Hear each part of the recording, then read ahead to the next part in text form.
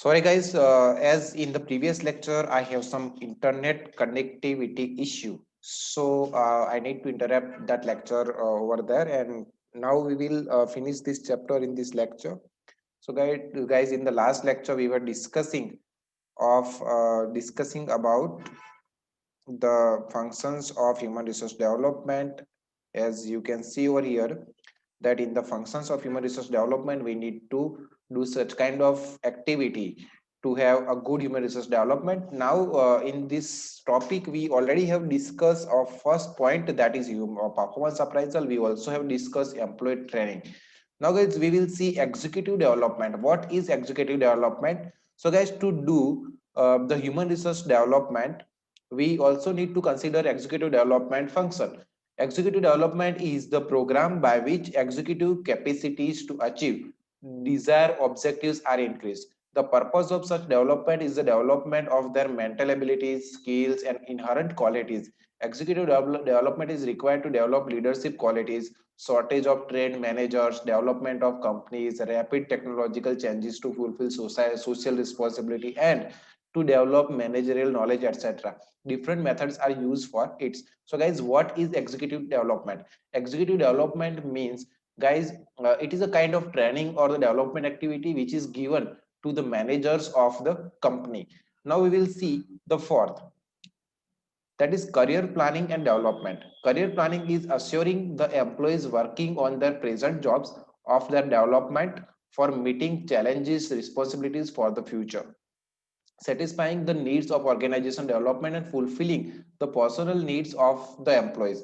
The need for career planning and development is for the stability of workforce, correcting the wrong placement, preparing employees for challenges, to attract competent persons, to utilize managerial reserves, to improve motivation and morale, to determine the role of employees and achieving organizational objectives. So guys, it is also very important thing that whosoever the employees are working in our organization, they can see their bright future. That for example, I have joined a particular organization to work with, and if I cannot see my career, if I cannot see my better future in that organization, then there will be then it is useless to work with such kind of organization. So there must be a career planning and development. An employee can see his future bright in the upcoming time. So this is also very required. Now we will see the next point, that is succession planning development. Organization run on eternal basis. The survival and thrive of any organization on continuous basis require a succession of person to fill key position. This is done through succession planning. Succession planning can be defined as an executive inventory report indicating what individuals are ready to move into higher position in the organization. Succession planning can be from both internal and external sources. So guys, what is succession planning?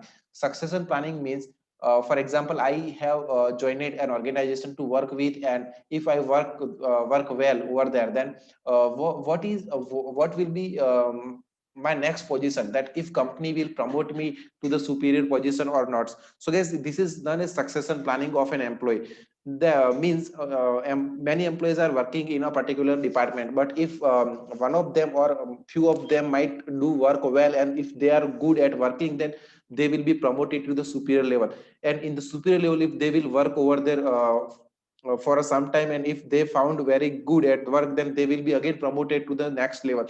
So again, this is known as succession planning. So there must be, or there need to have a succession planning in an organization for the employees. Now we will see the next, that is organization change and organization development. Organization change implies the creation of imbalances in the existence pattern of a situation. Organization development means a planned process of change in an organizational cultures through the utilization of behavioral science, technology, research, and theory. The principle of organization development, the principle of organization development is that the ideal way of achieve change in organization is to alter each person's entire formal and informal role set support to the change. Now guys, we will see involvement in social and religious organizations. It is also very important. Social and religious organizations affect the employees working in an organization. Hence, involvement of employees With such organizations, human resource development become possible. Such organization affects the beliefs, attitudes, preferences of the employees, etc. So guys, it is very important that to involve our employees to some social and religious organizations. So it will change their mindset, it will change their perceptions and beliefs of a particular thing. Now guys, we will see the next function, that is involvement in quality circles. Quality circle is a small group of employees in the same work area or doing similar type of work who voluntarily meets regularly for about an hour or every week to identify, analyze, and resolve work related problems like improving the quality, productivity, total performance, and to enrich the quality of work life of employees. Human resource development becomes possible due to involvement of employees in quality circles. So guys, what is quality circle? Quality circle means it is a kind of group, means for example 100 employees are working in an organization. So a manager will make a group of those 100 employees. In those 100 employees, for example 10 groups are created, each group of 10 members. So guys, in those 10 members group, one is quite eligible and senior, and he will give all the correction, he will give all the solution of the problems of their subordinates. So guys, it is known as quality circles. Quality circles means the kind of employees will meet on the regular basis, and they will discuss their problems, their growth, their issues, and all the experience of them. They're working on a particular project. So guys, when they meet, each one will discuss about his personal experience and his personal solutions or queries or things that is doing by them. So guys, this is known as quality circles, and it is quite helpful to create an efficient work life. And now we will see the next function, that is involvement in workers participation in management. The concept of workers participation in management is the concept of industrial democracy. The term workers participation in the management is considered as a mechanism where workers have a say in the decision making process of an enterprise. Formally, forms of workers participation in management and are works committee, joint management councils, joint councils, and sub council, etc. Due to this, human resource development become possible. So guys, when we consider all our employees in the decision making process, when we give them a proper authority to take decisions, and when we take all the reviews and opinions from them for regarding any decisions, then they will be motivated, they will feel the respect in the organizations, and they can I can say they can realize their value in the organization, so that they will be more motivated, and due to this we can say human resource development is quite possible.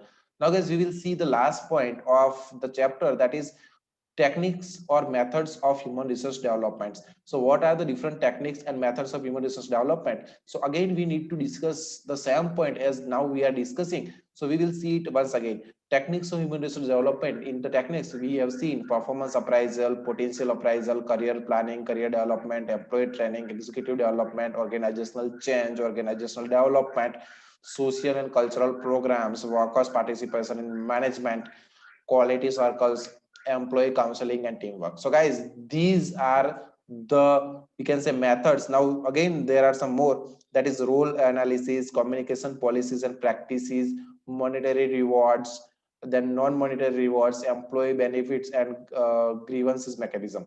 So guys, by this way we can do the development activity of our human resources. So guys, as we know it very well, that what is performance appraisals, what is potential appraisal, means the employee who is quite working well, then he will be given more salary, more wages, or the more incentives or the remuneration, and he will be promoted to the next position or the superior level.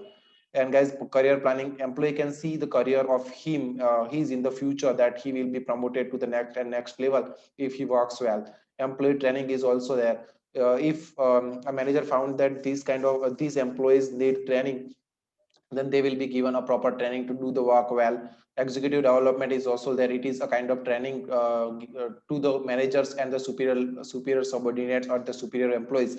Then organizational change, to how to cope up with the change in the organization, will also be considered. Organizational development is also there. Social and cultural program is also there, that employees should be participated with some of the social or the cultural development or the cultural organizations, so that they can enhance their or they can change their beliefs or the mindset toward the society. Then workers participation in management, we have discussed at last. Quality circle is also been discussed. Employee counseling means if any employee has any kind of problems or the query, then he will be given a personal guidance, he will be given a proper solution of a particular problem. Teamwork is also there. Role analysis is also there, that if any employees is playing good job, or we can say if some of the employees are quite doing well, then we can say the example of those employees will be given to the other employees to do the work according to a particular employee who is doing work at a good level. And communication policies and practices. Communication should be free and fast, that if employees of the bottom level have any queries or the confusions or anything, they can be they can communicate such kind of things very easily to their superiors. And if superior has anything to say to the bottom level employees, then they can easily transfer their message, or we can say send their message to the bottom level employees. So communications should be very easy, and should not have any barriers in between. Monetary rewards will also be there, that if monetary rewards should be on the basis of the efficiency of the employees. If the means the employee who works well should be given more rewards, and the employees who are not quite essential, or they do not have much efficiency, they need to given training. And by giving training, then also they will be not given a proper services, then they should not be given much reward. Non-monetary rewards, employee benefits and grievances mechanism. If any dispute happen between the organization and the employees, then there should be easy way to give the solution and to give the justice to each party. So guys, these are the different techniques of the performance of the human resource development. And we also have discussed these points just before this point. So there is nothing to discuss more about this. You just need to read it out, and if you find anything difficult, or if you don't understand any point in this, then you just need to contact me. I will make the video lecture of a particular point. I don't think anything left in the chapter. You just need to go through each and every point, and you just need to read it out. As you have opted for the English medium, you need to be a little bit able to understand all such thing in English. So guys, that's it for today in this lecture, and we'll meet you in the next lecture with new chapter of unit 3. Meanwhile, goodbye.